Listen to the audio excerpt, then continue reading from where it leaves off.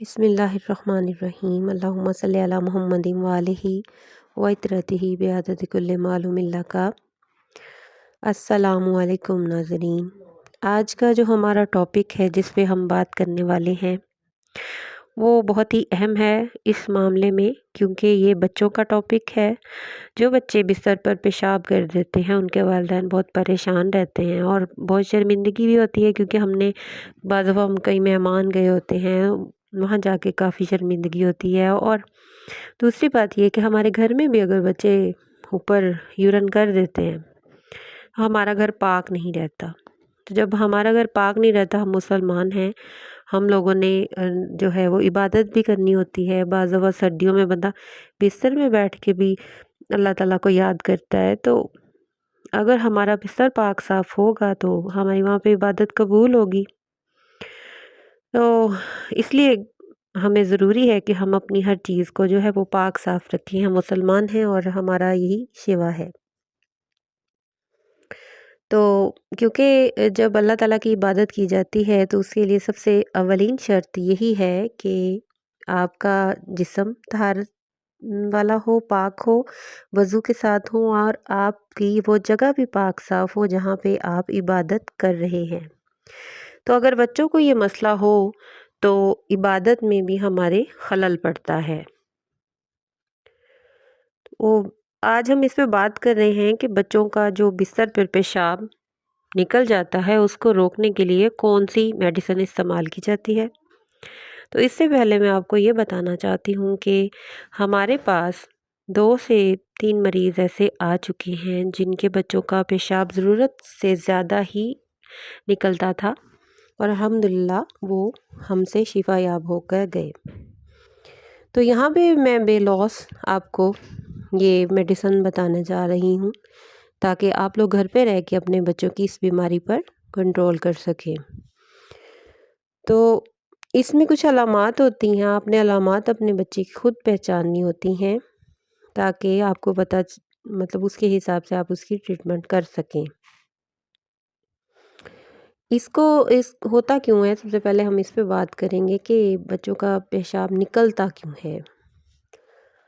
تو اس میں کیلشیم کی کمی کی وجہ سے جو ہے وہ بچوں کا پیشاب خطا ہو جاتا ہے۔ مثانے کی کمزوری ہوتی ہے جب کیلشیم کی کمی ہو جائے، ہاضمے کی خرابی کی وجہ سے بھی یہ شکایت ہو جاتی ہے۔ دیکھیے، بعض دفعہ ہمارے جو بچے ہیں ان کا معدہ ڈسٹرب ہوتا ہے جس کی وجہ سے وہ گیسز وغیرہ زیادہ بناتا ہے۔ ہم ان کو دودھ دے رہے ہوتے ہیں، ہم کہتے ہیں، پیشنٹ جب آتے ہیں وہ کہتے ہیں ان کو اتنا تو دودھ دے رہے ہیں پھر بھی ان کو کیلشیم کی کمی ہو رہی ہے۔ تو کیلشیم کی کمی کیوں ہو رہی ہے؟ کیونکہ ہم فیڈر استعمال کر رہے ہیں، پلاسٹک استعمال کر رہے ہیں۔ میں نے ایک ویڈیو پہلے بنائی تھی، اس میں نے آپ کو بتایا تھا کہ پلاسٹک کے فیڈر میں جب ہم دودھ ڈالتے ہیں، پلاسٹک کے برتن میں جب ہم گرم چیز ڈالتے ہیں تو وہ پلاسٹک کا جو ہے اس میں شامل ہو جاتا ہے، پلاسٹک پگھل کے، بہت تھوڑی مقدار میں، لیکن پھر بھی وہ بچوں کے معدے کو خراب کرتا ہے۔ تو بچوں کا معدہ جو ہے وہ گیسز بنانا شروع کر دیتا ہے، جس کی وجہ سے ان کو کھانا پینا جو ہے وہ ٹھیک طرح سے ہضم نہیں لگتا، نہیں ہے ان کو، ہم کھلاتے ہیں ان کو لگ نہیں رہا ہوتا۔ تو اس کے لیے ہمیں کیا کرنا ہے؟ سب سے پہلے ہمیں پلاسٹک کو بھی اوائڈ کرنا ہے بچوں کے معدے کو ٹھیک رکھنے کے لیے، اور ان کو پھر دودھ اور وائٹامن ڈی کی والی چیزیں ہم نے زیادہ یوز کروانی ہوتی ہیں، اس سے بھی ان کی یہ کمی پوری ہو جاتی ہے۔ تو جب ہم جو ہے وہ کیوں یوز کرتے ہیں یہ میڈیسن، تو اس میں ہم کیا کرتے ہیں، اس میڈیسن کے اندر بیلاڈونا D3 ہوتا ہے، کیلکیریا فاس ہوتا ہے جس میں کیلشیم ہے، کیلشیم D3 ہوتا ہے اس میں، تو ان ڈراپس میں تو ہم ان کو بچوں کو یہ چیزیں دیتے ہیں۔